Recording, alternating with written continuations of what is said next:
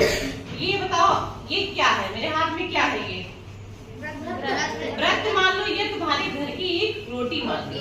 क्या मान लो? रोटी मान लो। ये क्या बनी है? रोटी है। ये कितनी रोटी है?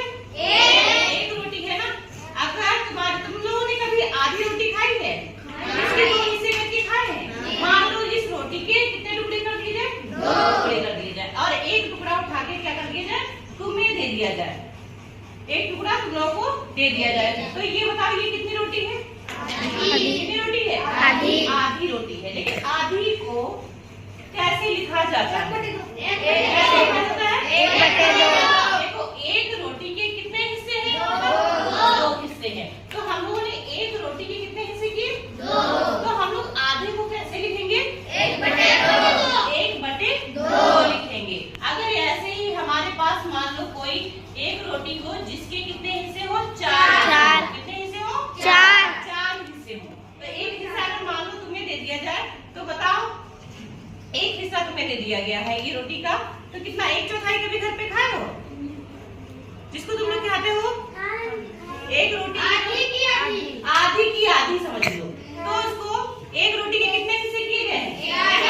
कितने किए गए हैं? 4 किए गए हैं। तो 4 हिस्से तुम्हें, एक हिस्सा तुम्हें दिया गया है। तो बताओ उसको हम लोग कैसे लिखेंगे? 1/4 के रूप में। वो रोटी तुम्हें कितनी मिली? 1/4।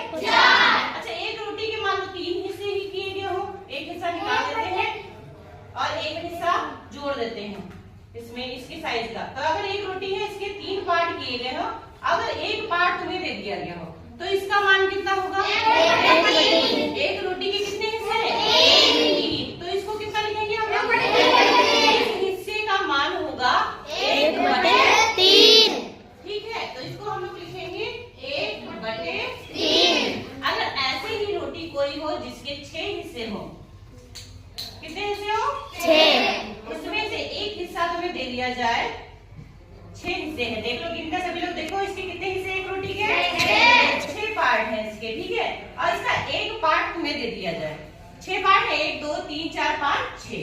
ठीक, 6 पार्ट है। अगर एक पार्ट तुम लोग को दे दिया जाए तो इसका मान कितना हो जाएगा?